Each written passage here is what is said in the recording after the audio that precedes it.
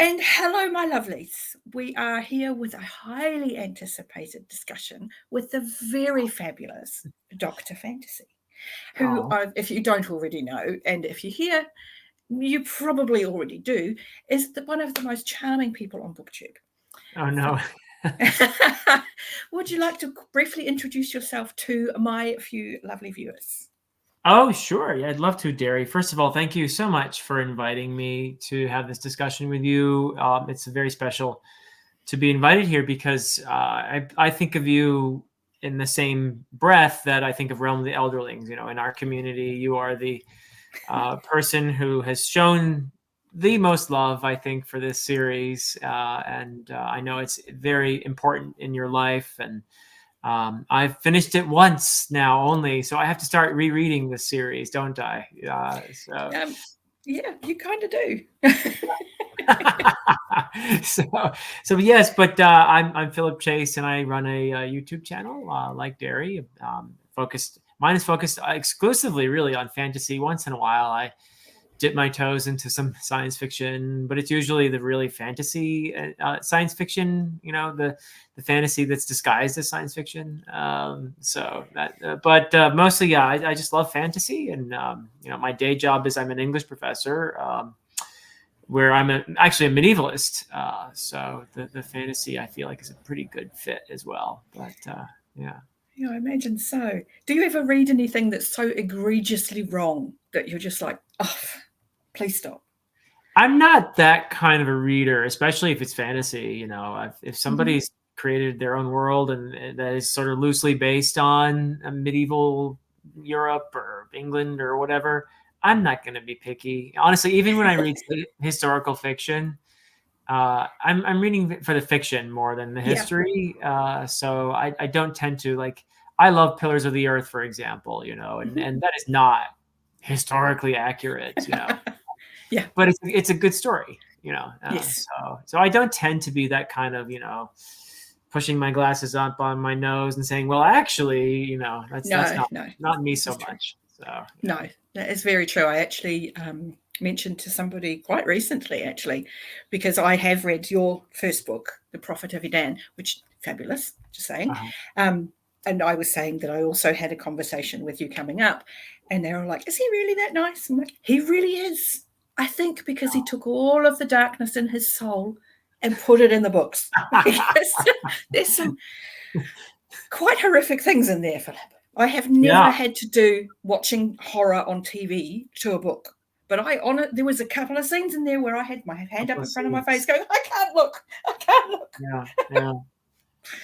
So there's definitely... It does get a little grisly, yeah. Well. There's holy war and violence and that kind of thing. And then, you know, even with Hobb, she's not a writer who dwells on the violence. But when it happens, it feels visceral, you know. I think she's much more interested in what causes it, the lead up to it, the psychological state of the characters, and the consequences. I've never seen an author deal with the consequences of violence and assault and stuff like that on a character's life. I mean, there are things that happen in book 1 of the Farseer trilogy, and you see the repercussions all the way to the book 3 of Fitz and the Fool. I mean, it's just, she really looks at the human element there. And that is one of the things I really love about Realm of the Elderlings.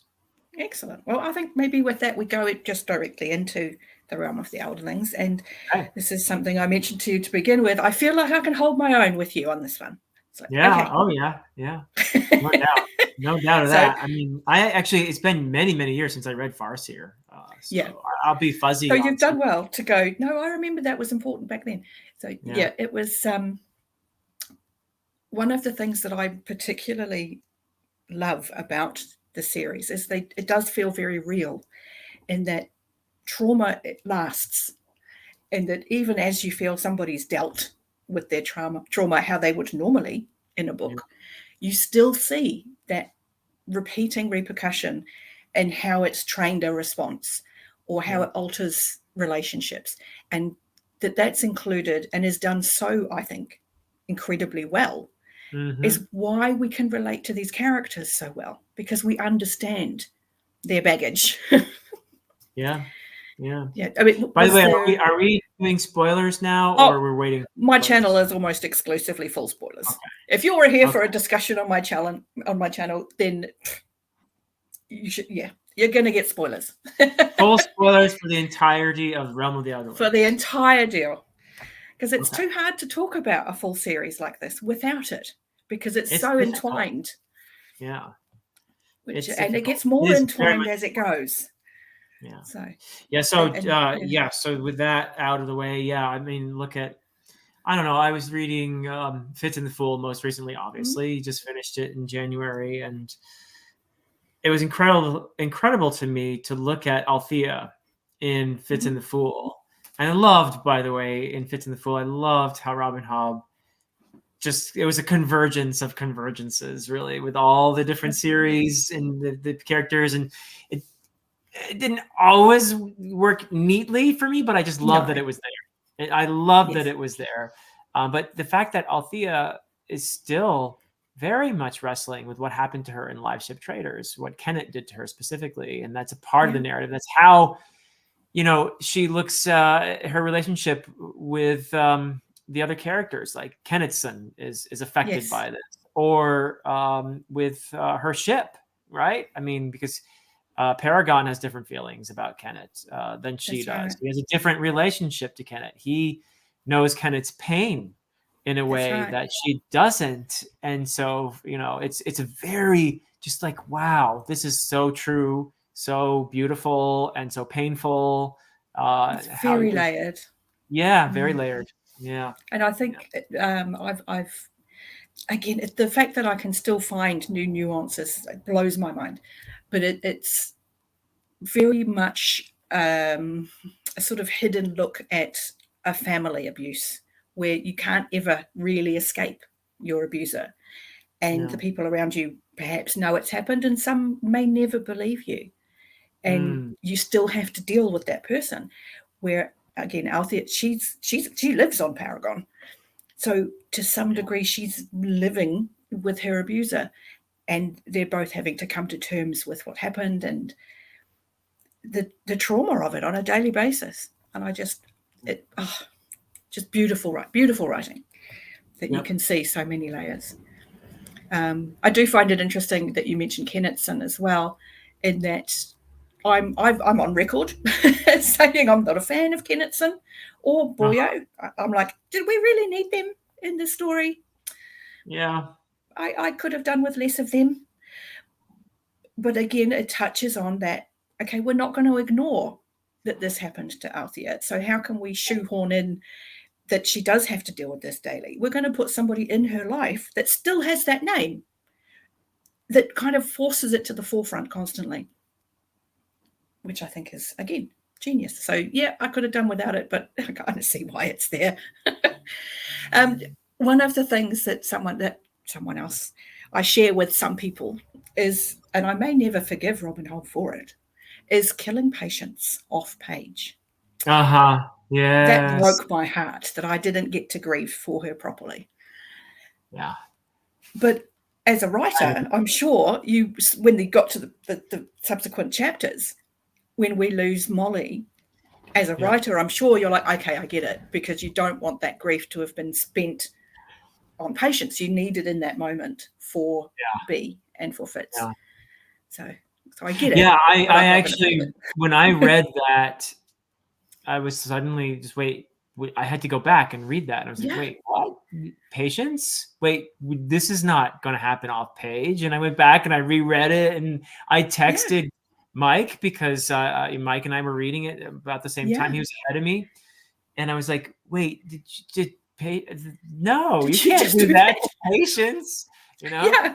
So I was also kind of like, wait, why? And then, of course, as you said, when Molly goes, this is in Fool's Assassin, in book 1 of Fitz and the Fool. I mean, that had to be the centerpiece of Fitz's grief. So it was understandable from that point of view, as you say. But Patience was a favorite for me. And so I wouldn't have minded, even as I understand the artistic decision, I wouldn't have minded a scene with her. Absolutely. But because it sounds like she lived her entire life as Patience. She never dwindled. She never became frail and lesser. She just kept going. We get a few flashbacks. We get a few Yeah. references later on to Patience that I felt like did a little bit to soothe my desire to have had some closure with her. But yeah, it was the scene with Molly, though. I mean, that was one of the ones where I just and by the way, that book is my favorite of Fitz and the Fool, Fool's Assassin. The first book is perfection. Just love it. And the one aspect of it is that grief that we see Fitz going through, and how I already loved him as a character, but that somehow endeared him to me even more, to see him grieving and so vulnerable and so devastated. And I know it's for some reason I hear a lot of people don't like Molly so much, but I feel like this book made me love Molly a lot. I really enjoyed her in Fitz and the Fool and in the first book in Fool's Assassin a lot, and her role there and what she gives to be, which is of course my other favorite part of that book.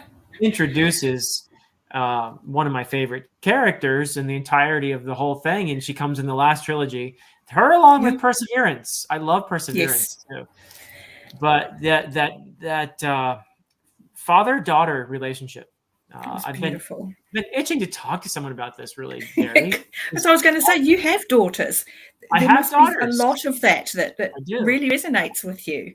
It really resonated with me, the whole father-daughter dynamic in the entire trilogy, Fitz and the Fool, but especially in Fool's Assassin, because that's where they're together the most.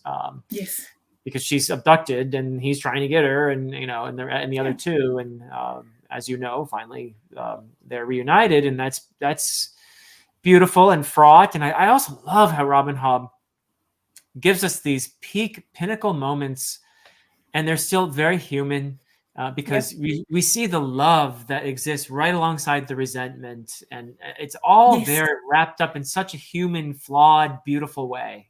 That's right. Yeah. And as a parent, you understand that. You understand that you're doing your best as you can for your children. And simply because you're you and they're them, there's never quite an understanding of what's driving that choice, that decision, that action. So the opportunity for misunderstanding is always there. And we see it so many times with Fitz, obviously, because he's never good at showing what he's doing, but just ordinarily, he rearranges Bee's room, and he's thinking he's doing this wonderful thing for his daughter, and she's devastated because he's changed something that was an anchor in her life. Exactly. So he thinks he's doing this fantastic thing, and he's going to be the hero, and now she hates him, and it's heartbreaking as a parent to read that, because you're like, I know what that feels like. And that is the beauty. Maybe that's why her characters are so endearing, because they are like us, so obviously flawed. And, Fitz especially. I mean, it's in the book. It's actually in the book where Fitz just says straight out in one sentence, I think it was like, "I was an idiot," right? I mean, he just says it, and just outright. He's the most lovable idiot I've ever met, though. It's a bit of a catchphrase for me in the Discord threads, is that, look, Fitz is an idiot, but he's our idiot, and we love him. One of the things that I particularly love, and it's a throwaway line to some degree, nothing Robin Hobb writes is a throwaway line, by the way, but she mentions in the final scenes, as he's recounting his history, that he talks about the Farseer trilogy in that it's kind of the story he wrote down while he was living in the cabin. And he talks about how he was that unreliable narrator. He was hoping that one day Molly would read it. So he put that spin on his choices and his decisions. Yeah. But he now, as an older man, looks back and goes, I made these decisions just for the silliest of reasons, and I just got it wrong. Yeah. And I really appreciated that all the way through the series, as we see the time leaps for Fitz, he does reflect on previous events, and he does take into account information he's learned since and how Yes. that changes what happened. Yeah. We don't get that very often in fantasy. I mean, you've read far more fantasy than I ever will. We normally would get the winning of the battle, the beating of the big bad, and the story sort of ends. Yeah. We don't get to see our hero get old and Right. try and live a normal life. Yeah. Yeah. You know, and I think that's part of this series' charm, is that we do get to see those moments and how hard it is for him to move past some of those things. Yeah, I mean, it's amazing how Night Eyes passes away in the first book of Tawny Man. Yeah. And which, by the way, broke me. I mean, that was Tawny Man is my favorite of all the series within Realm of the Elderlings. Yes, it was shocking timing for you, and I knew it, which is why I messaged you at the time and said, this is going to be really hard. Yeah, because our dog Belladonna passed away right when I was reading Tawny Man. I think about it every time I read Fool's Errand now. Yeah. So it was. She lives on. It was actually good timing, really, because it helped me in my grief for my dog, which was beautiful. But it was amazing to me how Night Eyes doesn't go away as a character. No. Night Eyes is there, not just in Tawny Man, but in Fitz and the Fool. Night Eyes is a presence, speaks, is He's part literally there. Wolf Father and all of that. I mean, it's just so beautiful. I love it. And and that first scene that you get, the dream sequence where he's with Bee, were you like, what is this? This is, I mean, were you like, okay, that's very weird, or is it like, oh, there's Night Eyes? Because some people have been like, that is just too weird to even go with. Where do you think you sat on that? Oh, it made sense to me when I read it because I felt like, yes, so Night Eyes is part of Fitz. He is part of Fitz. They are one person, and along with the Fool, you know, they are one entity. He gets it. Sorry. And I have to explain that to so many people. So yay, you get it. Yeah, no, that is one of the most beautiful aspects of the entire series, is that oneness. I love it. And so it totally made sense to me that Night Eyes would be present with Bee, because that's a part of her father. So yeah, no, it was wonderful. And I also just love, so one of the things people talk about a lot with Robin Hobb is the brilliance of how emotional these books are. Just, they hit you like nothing else. Yeah. And also I think people recognize the thematic brilliance of Robin Hobb and how she weaves in so many just very important themes, social and personal, familial, but also just universal, our connection to everyone and everything in the most beautiful way. What I don't hear talked about a lot, what I don't hear talked about as much is her humor. I think she has a great sense of humor. And it often comes out with Night Eyes. Night Eyes, exactly. Yeah. And Night Eyes just has such a dry sense of humor, especially when he's talking to Fitz, you know. Because he knows Fitz is an idiot. Yeah. Night Eyes is definitely the brains of that operation. Yeah, for sure. And being in the now. Come on, Fitz, be in the now. He keeps trying to just be where you are and just be doing this. Yeah. And I think that's a thing humanity in general struggles with. Oh, yeah. We're very much always looking forward or back. But I mean, you touched on the themes and of the theme of connection, and I tie that into where I see the theme being really strong about appreciating the value of all life, because all of it is important. And when you devalue even a single part of it, you devalue everything.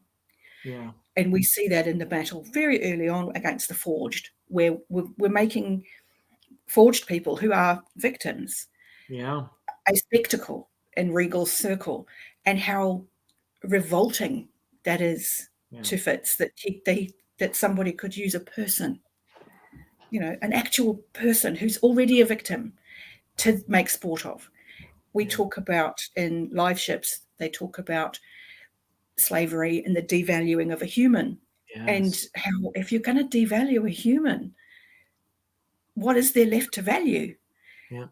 We have this other sentient species that you're devaluing, and we can't do that. We have to see the inherent worth of a living being.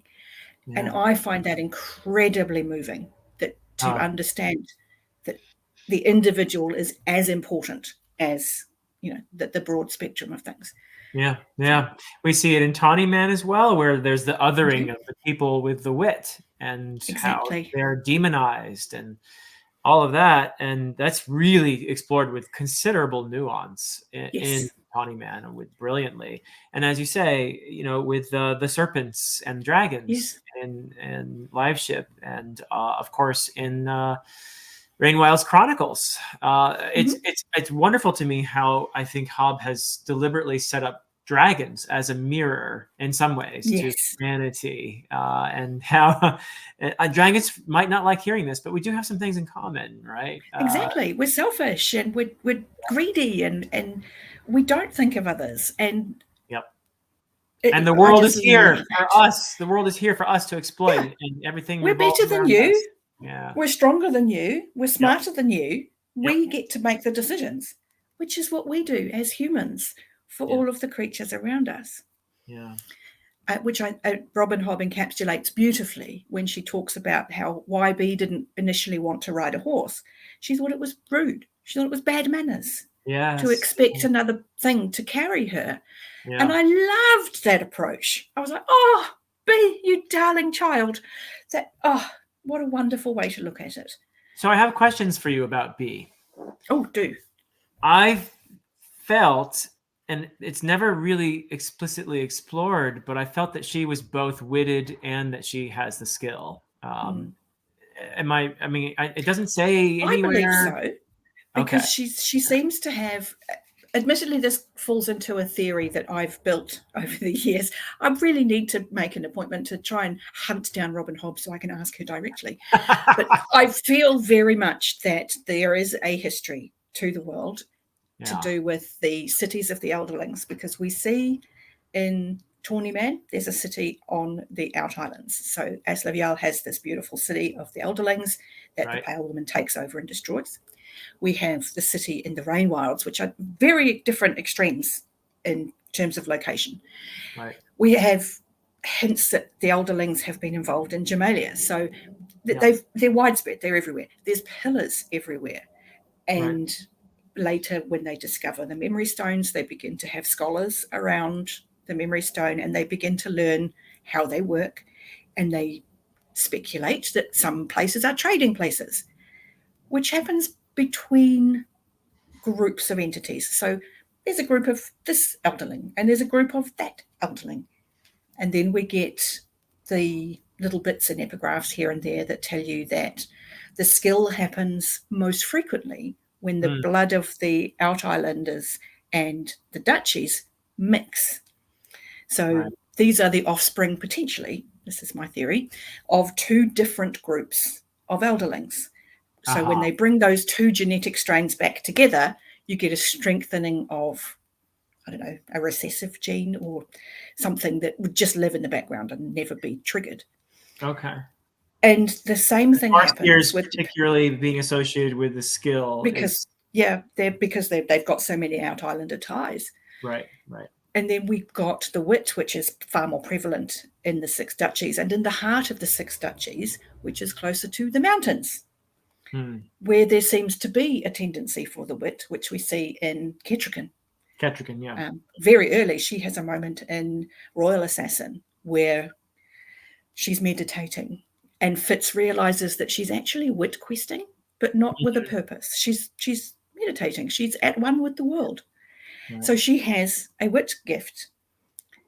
So we have a group of Elderlings over here that produce people who have the potential for wit. We have a group of Elderlings over here that have the potential for skill. And in the middle, they blend, and some people get enough to generate enough to manifest skill or wit. I think with B, the contact Fitz has had with the stone dragons, with the real dragons, with all of the stone dust in so many various places, has given him more potentials than I think humanity really would have had. Okay. So his child, I think, is closer to being pure elderling, like purely magic, where the skill and the wit are two halves of a whole. So the shortcomings in one balance the shortcomings in the other. And instead of two separate magics, she has one that blends the two. Because you never see, when she does talk to an animal, you never see it in italics like you do with everybody else. Right. So her connection with them is different. Interesting. And when she skills, she doesn't quite skill the same way either, but she does do both. Aha. Yeah. And I feel very much that she's the culmination of all of the potentials. Yeah. And it's brought forward because she also has the whites. Exactly. I was just going to say, she also has the fools. She has that. Yeah. So again, where they talk about, they're still very stuck in who is the catalyst, who is the prophet, who is the betrayer, who is the destroyer, who is the savior. B is all of those things. There are moments where she's her own catalyst. There are moments where she's able to prophesize for someone completely outside of what's going on. Yeah. She's not limited to one role in any of the facets of her being. So she's just this seriously OP child who I'm really glad is now in the care of Ketrican. So yeah, she's a gift, ultimately, I think, from the world. She's like, that's the one. That's beautiful. She's the chosen one. I thought of another question while you were talking too, and it is related to Ketrican, the character that I love deeply. Yes. And she's just wonderful. Her whole idea of sacrifice and everything else. And one of the beautiful aspects of the series to me was her relationship with Fitz, and how I believe that if it weren't for duty and her loyalty to the memory of Verity and other factors, and Fitz is of course life, I think she was in love with Fitz in some ways. Yes. And I agree. I do. There is a beauty almost to that. I mean, there it's a thing that is felt between them that I think she's more conscious of, because he's kind of an idiot. Yes. But I feel like but he also brushes it off as, I look like Verity. Yeah. So yeah, I think they were in love with each other on some level or other as well. And it's one of those could have beens kind of thing that makes you very melancholic and kind of wistful. But the might have beens. Not that the relationship that they did have is beautiful too. It is. But you could see, especially when she acknowledges to him, look, I knew that was you, or your body at least. I always knew. And I was in tears. I was like, yeah. Because he needed, at the very least, to feel real. And it sort of gave him an anchor that this is a person who's known me the longest that's left. And I can literally trust this woman with everything, because she has never once betrayed me. Just breathtaking. For me, what made that relationship was within the separation of Night Eyes. And Night Eyes says, I would have chosen her. Yeah. I remember that moment. Yeah. I was like, I would have too. I think a lot of readers would agree with Night Eyes. Yeah. Because I think, it would have been a better choice on so many levels.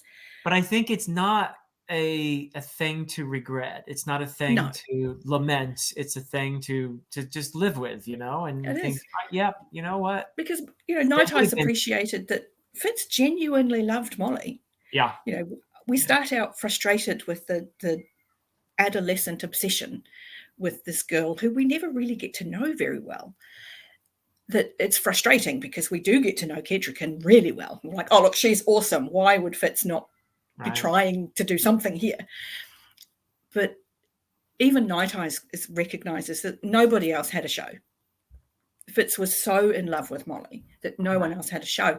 But he genuinely is like, but if I'd been able to choose for us, for both of us, Kedrican was the one, because he always adored her. And this is one of the myriad of reasons I say to people, you've read it once, but now you need to read it again. Not because you need to refresh your memory, not because you need to pick up on things, but because it's a different story when you know the whole story.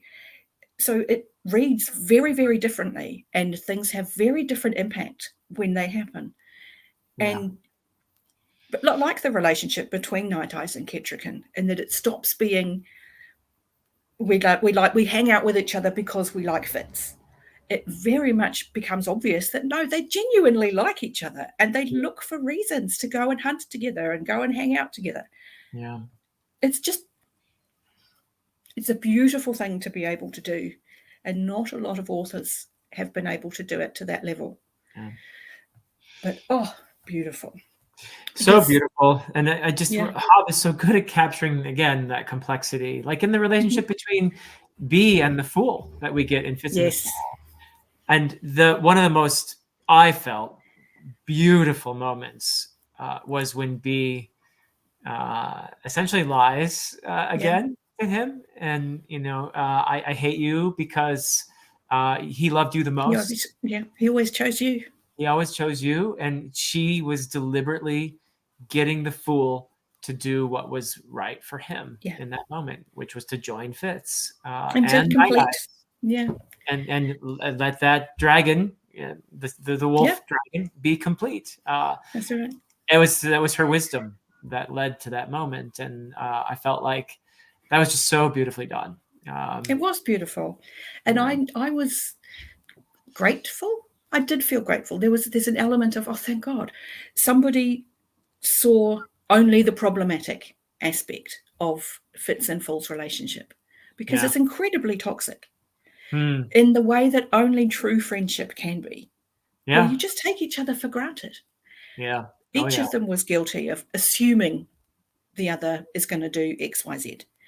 Both of them just, I want to say abused, and it feels too harsh, but they do. They abuse their friendship. Oh, and they admit it to each other. And I think it's made me, it sounds really cheesy, but it's made me a better friend. I live with my best friend and her family. And we both hit 50 this year. We've known each other since we were 9. So we've definitely had phases in our relationship where we have taken each other for granted, and we have just assumed the other is going to do something and not been in any way appreciative of what they've done for us. And so it's definitely, as I've read the series, made me very conscious of the fact that just because I've known this person for a really long time doesn't take away that it's appropriate for me to acknowledge that they've gone out of their way for me, that this isn't something anybody else would do. So there's that aspect.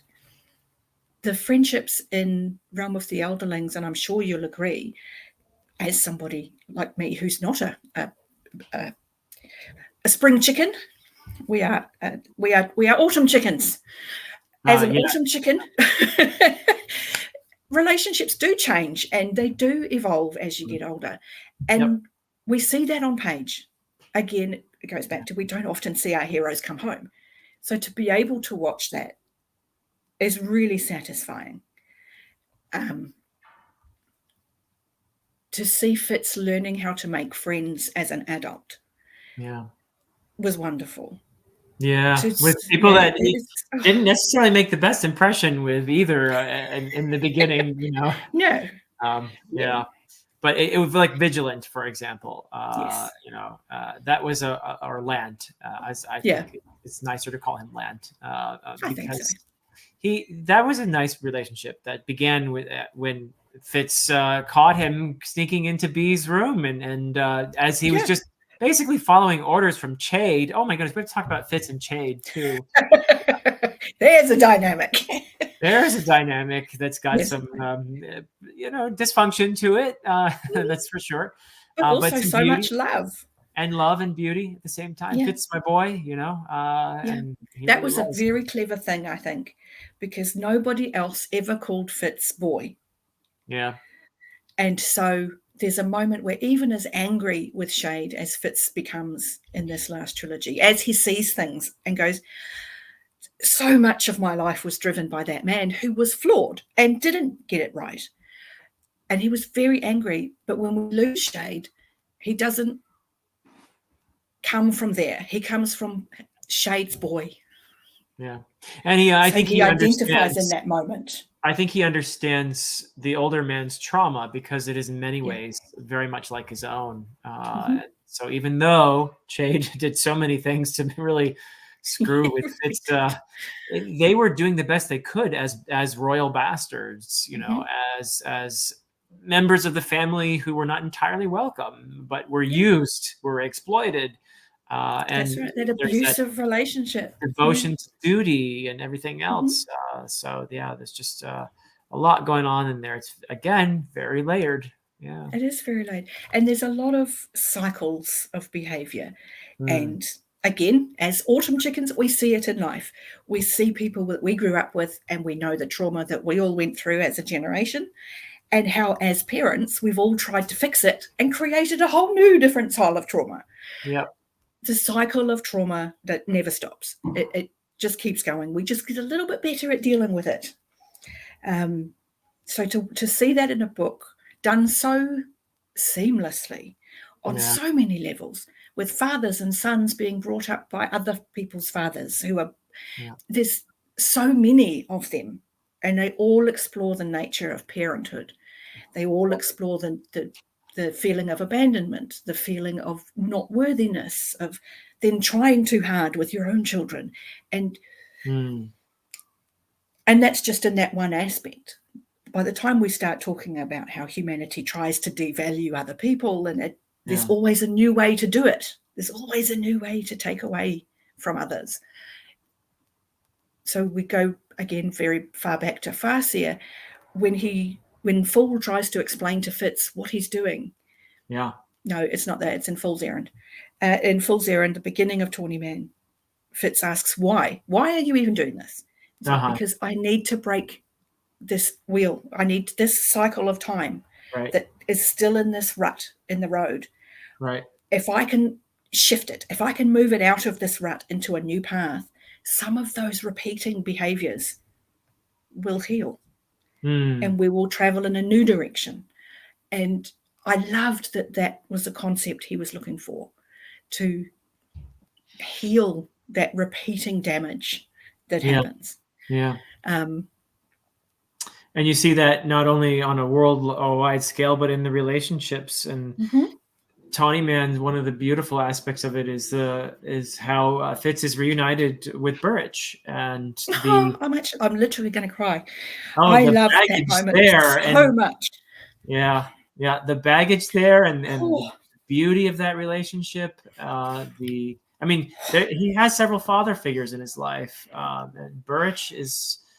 It's so complex, of course, too, because he marries Molly and they take care of each other after Fitz is gone, and they have a family, and there's a lot, between them. There really is. Yeah. But he's also the man who taught Fitz to fear and hate his own gift, and he's also the man who, unwittingly, excuse the pun, did a lot of damage to Fitz as a kid. Of course. But then the love there was also huge. His biological son, too. We see it with Swift. And it's so heartbreaking, because you're like, Burrick, you're wrong. But Burrick, right up until he almost arrives at Aslavial, has lived, 20-odd years, thinking that Fitz died. He thought Fitz died in a hut on the coast. He didn't know that Fitz had survived. He didn't know that Fitz went with Kettricken to rescue Verity. He didn't know. He's honestly believed that this kid that he loved so much, who finally gave in to his wit, died because of it. So it just hardened that belief that it's wrong Right. and it's dangerous and I cannot lose another son to it. Right. So the pain in Burrick, Yeah. Oh. And yet, for the relief that Fitz just viscerally feels when he senses Burrick, everything's going to be fine now. I can't even quote it because I just can't. I'll cry. But it's just, you'd get that with people. It's like, do you know what? There's a lot of baggage between us, but I love you so much. Yeah.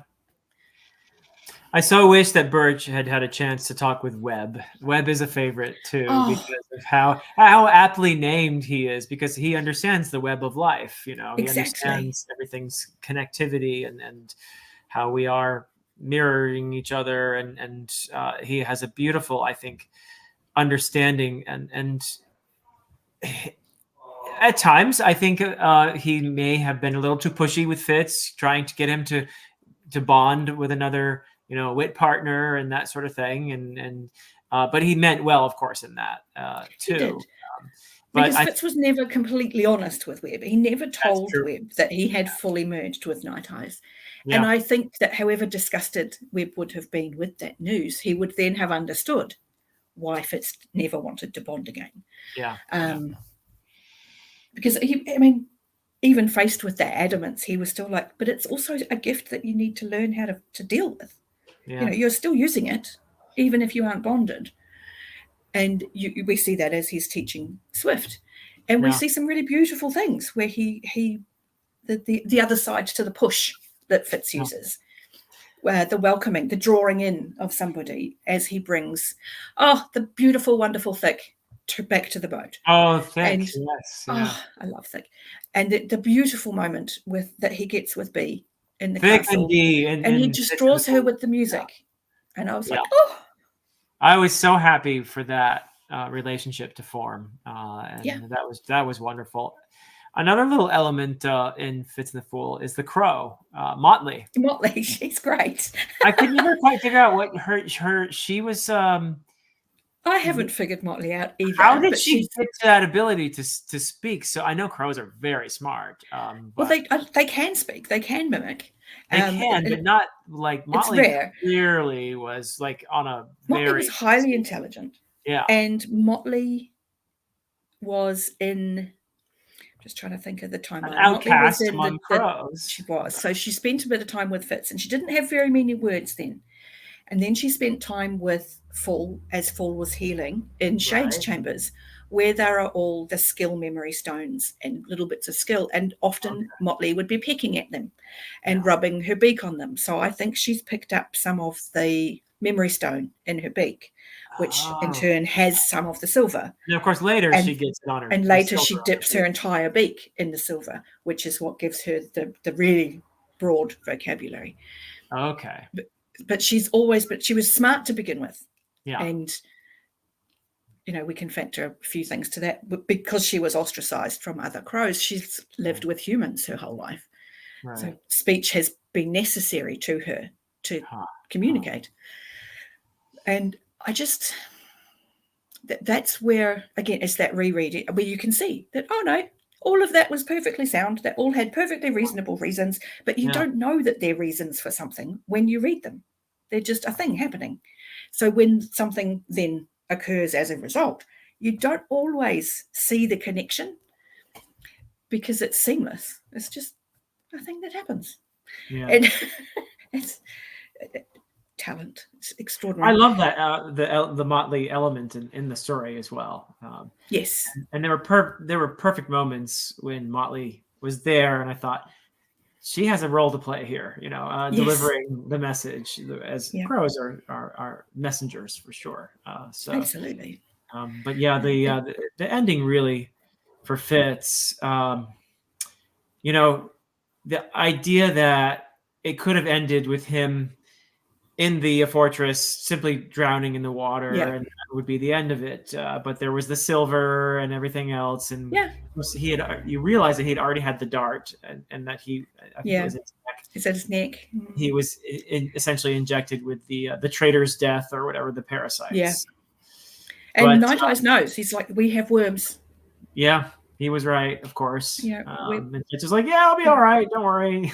and Night Eyes is like, we're really not. But that he was And also given. that dying is boring. I love that as a chapter opening. Yeah, dying is Because I boring. can hear it. Yeah, Night Eyes is like, it's Night this is Eyes. boring. Yeah. But that he was given this sort of second death, Yes. where it's the carving of his dragon, bringing us all the way back to Farseer. That's bringing right. us all the way back to Verity and The very everything. same It's talk quarry. about back So where you started, that's beautiful, beautiful Yeah. writing, to be able to close that circle and go, okay, we're back here where they first decided, or didn't even decide, felt impelled to, this is what we're going to do. We are going to one day carve our own dragon. So to be able to do it in that same quarry, it was just beautiful to Very me. powerful. Just beautiful.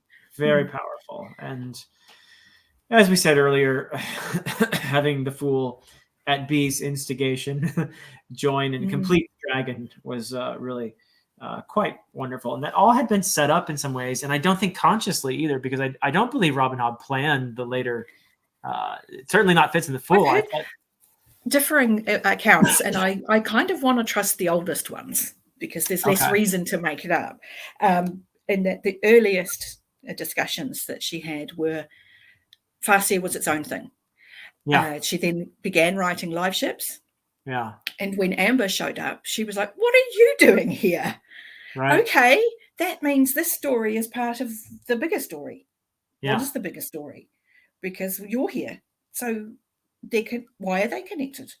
And so the live ships, instead of being a completely separate story, being told somewhere completely different, became a factor in a greater arc. So the Tawny Man was the completion of that story. Yeah. Several years later, we get the Rainwild Chronicles, which would have, I firmly believe, done so much better without publisher interference. And if it had come out as a duology, as it was planned, I think would have flowed better. Yeah. However, it happened. Still a fabulous series. Yeah. And I explained to people who have read A Song of Ice and Fire, the Rainwild Chronicles are the Feast for Crows to Tawny Man's Storm of Swords, where you get completion of arcs, and it's all very satisfying, and everybody's, okay, we got all that really big things dealt with. And Feast for Crows, like the Rainwild Chronicles, is, okay, now we're somewhere very different, and we're going to meet some new people, and we're going to learn things that tie back into that main story. Right. And then we get so possibly my favorite character in Rainwilds is Kelsingra, learning about that city is just marvelous, isn't it? And the great. Callbacks to Assassin's Quest in the Rainwilds is so amazing. And that's what amazes me. This you're telling me what I had basically heard and kind of assumed from all the writing is that she's not a planner, she's a pantser. She's more of a gardener than an architect. And what amazes me is how organic the whole thing feels, and how she succeeds in Fitz and the Fool in tying things together with these beautiful little things that happen. It's just amazing to me that she was able to pull that off in a way that feels organic. There were hitches, I think, in the last two books of Fitz and the Fool, where I felt like, okay, that's a little convenient, or, okay, I see we have to bring these characters here, but all right. I don't mind that at all. To be fair, again, there was, because I have an ongoing, long-running in-joke with Andrew's Wizardly Reads and Nico, because both of them are naysayers. They're like, no, you can stop at the end of Tawny Man and you're fine. Neither of them are fans of the final 7 books. I mean, they have read them, but they're both like, nah, we didn't enjoy them particularly. It's fan service this and contrived that. And so we have this thing. And they're allowed to think that. Sure. They totally, because there is a beautiful ending. They are totally allowed to have the wrong opinion. Yeah. They totally are. But there is a beautiful natural ending at the end of Tawny Man. Yeah. And if all you want is a closure to Fitz's story, that works.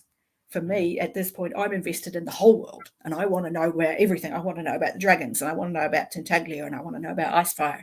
I want to know what happened to all of these other things. Yeah. So, of course, I'm going to read the next stories. And when they then get tied back, but there is an element of, I talked to Pete, the Ponderings of Pete, about it. He's like, oh, here we go. Now we're going to go and see everybody in the Pirate Isles. And I was like, yeah, because back in Farseer, we got told if you want to go south, you have to. You have to go by there. She can't sail through the Pirate Isles without seeing these characters. Yeah. That's not fan service. That's how the book is structured. They have to. It would be weirder if they went through the Pirate Isles and didn't encounter Althea and Brashen. People would then be going, why didn't she do that? Yeah. So there's aspects of sometimes you just have to forgive those clunky bits. Yeah. Because you're like, okay, that happened.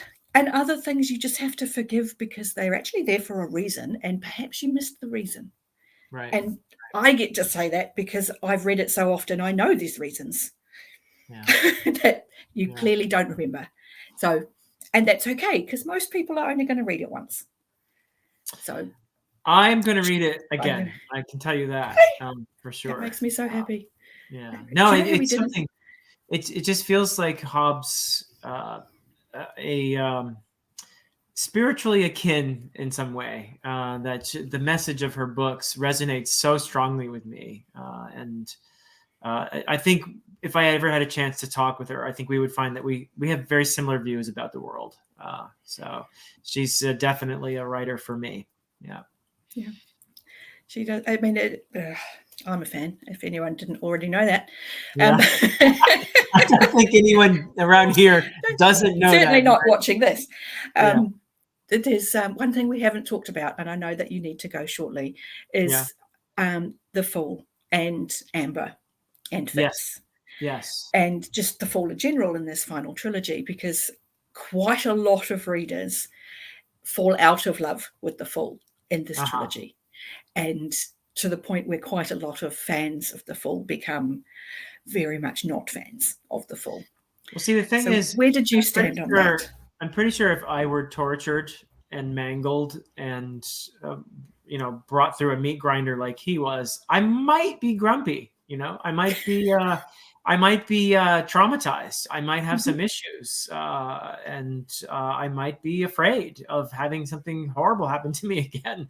So I felt the whole time, yes, Robin Hobb, you're right. If anyone went through what he went through, he would change. There's no way you're going to go through that and still be doing somersaults and making jokes. There's just no way.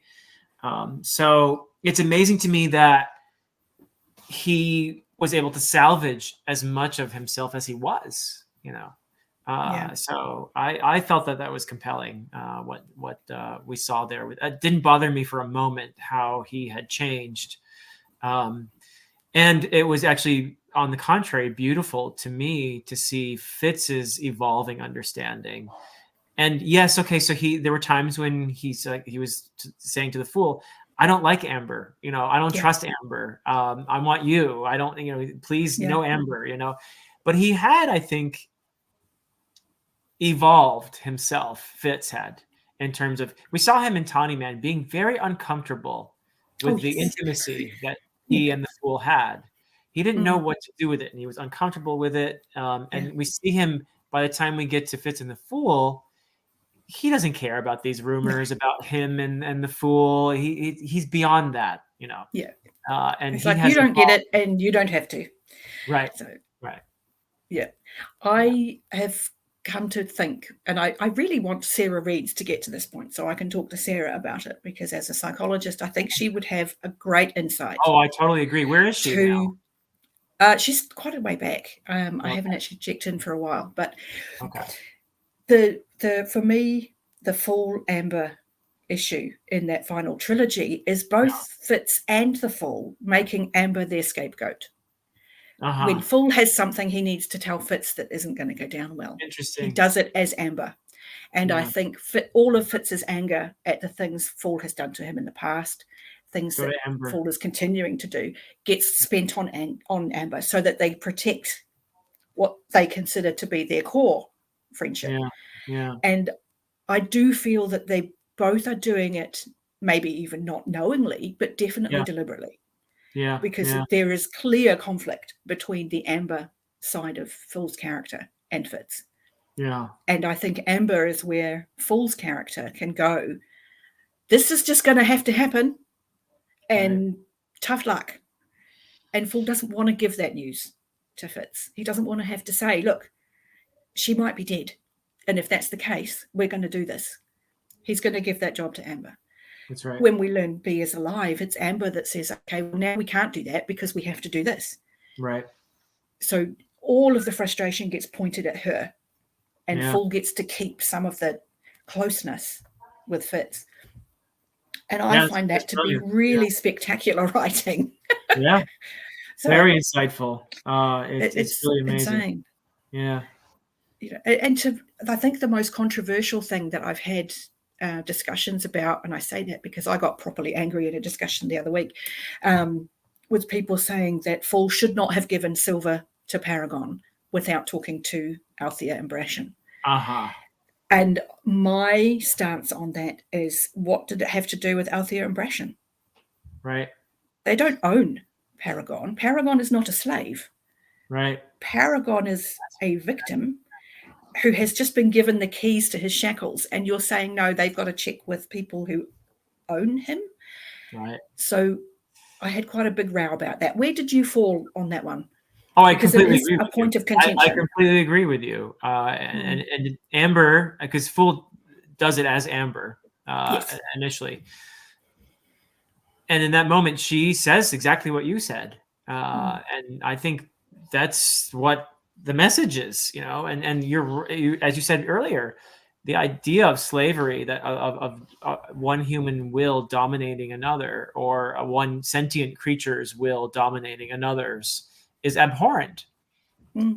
And here you have this traumatized being, or beings, because there are two dragons in Paragon, making it doubly disgusting. And I think that Althea and Brashen come around. They do. I mean, they are on sides. They just didn't get the time, I think, that they wanted. Right. But if I get the human side of that. Exactly. Yeah. And if Amber had said, hey guys, I have this thing here and this will free Paragon, and there would have been an argument. There would have been, I think. Well, can you give us some time? Because we need to wrap up our business, and we've got to do this. That. Yeah. And if you're a slave, you're a slave in shackles. Yeah, and you don't get to say, free you. Someone's come to free you, and your owner is saying, well, actually, this is not a convenient time. Job. Can we come next Friday? Maybe I need this slave for a little bit longer here because I have these fields to till. I feel like no, Amber did the right thing. Yeah, hooray! That's the correct opinion. Because I did get quite cross in that discussion. I was like, we can't keep going on that one because no, that's just wrong on a human level. Right. No, Paragon is not a real person. Paragon as an entity has been created from trauma. So to be allowed to be going his separate ways is a freeing, and it's just it's a good thing. We're not looking at the death of Paragon. Paragon was never alive. Right. Yeah, as I say, it took me a while to calm down from that one, I will admit. Yeah. No, they're in your heart. It's part of the theme of the whole thing, though. Yeah, it really is. We're talking about it's developed from the beginning. The idea of owning someone, of dominating someone, is abhorrent and wrong. And so it would be consistent with the philosophy that Hobb is espousing, I think, and not in a way that ever feels like it's taking over the story, but it's consistent and it's beautiful. It's very life affirming.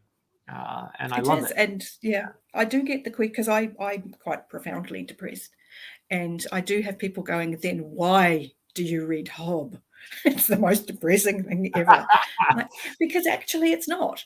No, it's With not. all of the awful things that Fitz goes through, he gets up every day and keeps going. And there is literally nothing more inspiring to a person who hasn't got out of bed for a while to go, look, he can do it.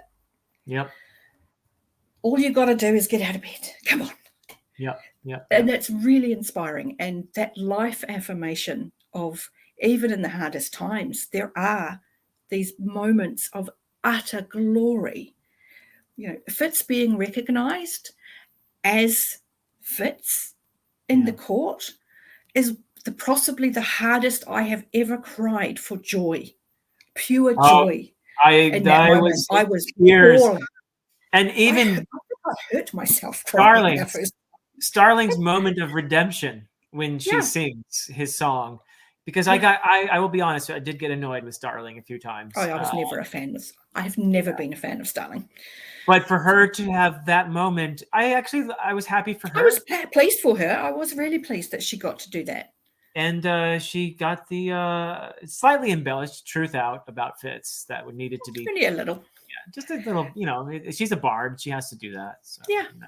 And to be fair, a lot of what he did really was that glorious. Yeah. It just happened in the muck. And the muck never makes it to the songs. But I think one of my favorite small moments is Blade's grandson being really angry with Fitz. Yeah. Because Blade carried the guilt to his grave. Yeah. And when you've been through the story once and you come back, you see from the very beginning, Blade is on Fitz's side all the way through. In Tawny Man, Blade is the one who stands up for who he believes to be Tom Badgerlock. He's the one who stands up for Webb for being witted, because we had a witted one here, and he was one of us. Yeah. And he's also the soldier who stood up for Fitz when he began to be mocked in the Steams, and he was being mocked for potentially being Lord Golden's lover. Yeah. So we see these moments of heroism from Blade all the way through, coming from a love of Fitz, who he believes is dead, but he hung on to it, even though it probably got him ostracized to some degree for large periods of his career, but he held on to it all the way to his grave. And it's like, how could she make me cry for a bloke that has maybe had 6 sentences in 16 books? Just that's a gift. Just blew my mind. That's anyway, beautiful. I know you have time conconstraints, so I do want to thank you, Derry. I feel like I got some stuff. You're more than welcome to come back. I feel like I got some stuff off my chest talking about the series in a spoiler way, which I've been making some non-spoiler, reviews. It's really hard. And it's like, I just want to say this to somebody, so thank you so much. You are very welcome. You are very, very welcome. I mean, is there anything that we haven't touched on particularly that you want to say? Oh, goodness. I mean, we kind of scratched the surface, but I think we did so in a beautiful way. And I'm very satisfied and very happy to have had this discussion with you. Wonderful. I'm glad to hear that. Yeah. Well, hopefully then I'll have to try and catch Mike, and we'll get him before he reads too many million more books. And it's still relatively fresh. So that sounds great. That might be the next one. Well, have a lovely evening, because it's evening for you. I'm going to go and enjoy the sun on my Sunday. Yes. So have a wonderful day. Absolutely. I'm going to stop the recording here. So goodbye, everybody. We are going to love you and leave you.